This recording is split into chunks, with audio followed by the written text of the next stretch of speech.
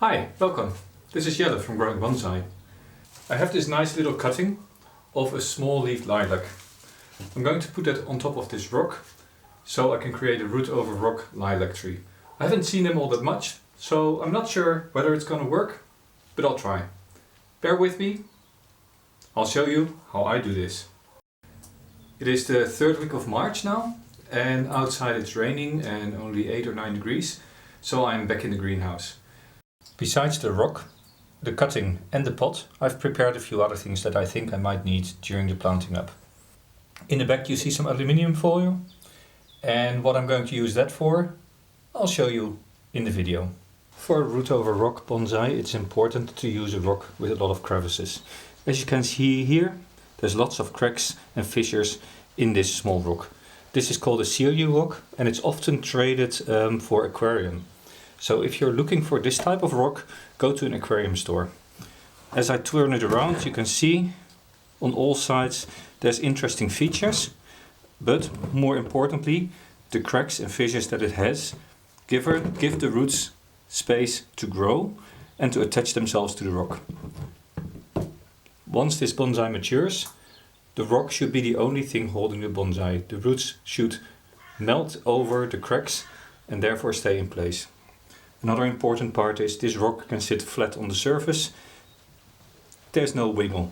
So later on, when the tree is on top, the rock can just sit in the pot without having any additional support structures.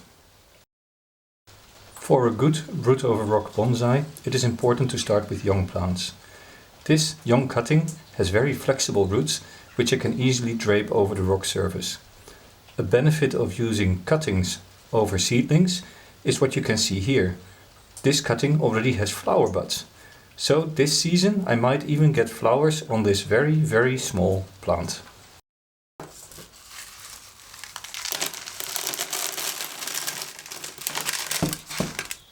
So the young cutting is now out of its pot, and as you can see, it has a nice radial root system. The roots unfortunately are not as long as I had hoped, probably due to the fall repotting I did on this. Nevertheless, it will be good enough to get this planted on the rock for a root over rock. When planting the cutting on this rock, it's already important to think about the future. Eventually, we want a pleasing look from the front. Here, the rock simulates taper in a trunk, and therefore this could be a nice front. Loads of little cracks and fissures for the roots to grow in. If I look at the cutting, this side has fewer roots than that side. So it makes sense that the side with fewer roots becomes the back. Say I'd put the cutting at this position. This would be a normal place for a seed to land. A bird sits here on top, drops a seed, it falls down. Soil accumulates in this little pocket. So a seedling can germinate here and can start throwing roots down. The downside, of course, is we only use the lower part of this rock. The alternative would be to put it somewhere here. Then roots can go down at the back, over the front, and this longer root can go into the cracks here. The downside here is I have no control over how it will grow in these fissures. Then again, I know that in a year's time I can take it out of the pot, I can repot it, and at that time adjust any root that grows in the wrong direction down this rock surface. So for now I'm going to plant it in this position. Use the raffia to tie the cutting to the root. This only has to hold it in place until it starts rooting, so I'll have to be gentle yet firm. Position it where I want it and then loop it around the rock. Don't worry about the roots right now. The roots I will position later on. Now it is time to position the roots. It's important to take care doing this. You don't want the roots to be twisted and turned amongst themselves.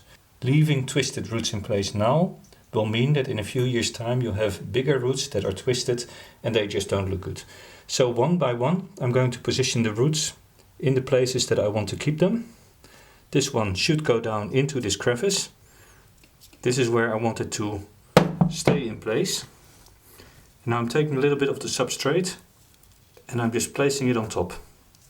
This way the root stays against the rock in its own position until I'm done positioning all the other roots.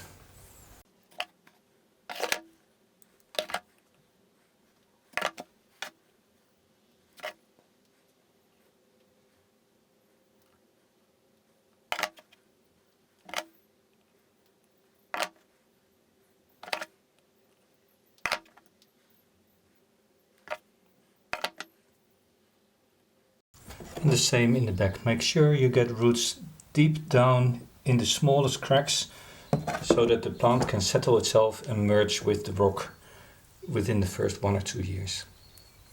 I'm going to cover the raffia as well so it stays moist, and as the cutting grows it will break through the raffia. Now I'm filling some of these deeper cracks where I want the roots to grow down. Roots will naturally follow water. So if they find small cracks where there is substrate, they will tend to follow that over the high points that are in the rock.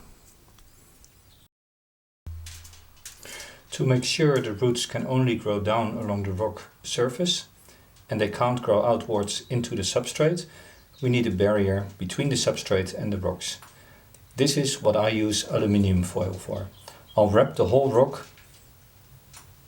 and that way avoid the roots growing out. Naturally, there's no foil at the bottom. The roots need to follow the rock surface and go down into the substrate. Now it is time to put the rock in a pot.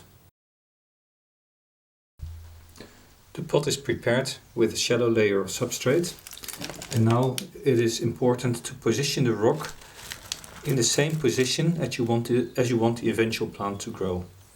This way you can already start wiring the young plant as it grows, because you know the position it has in the final pot.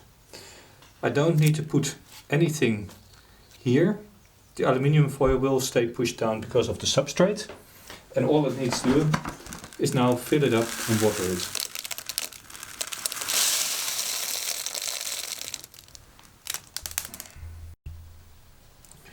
Make sure you press down the substrate quite well.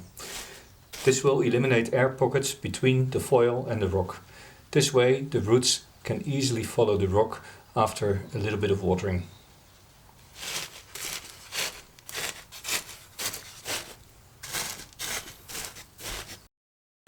This root over rock is now all done. All that's left to do is give it a bit of water and put it back into the garden. Naturally, the next few weeks it is not allowed to dry out at a single moment because that would very well damage the cutting. I hope you enjoyed this little video. If you did, please subscribe, share, like. See you next time. Keep growing bonsai.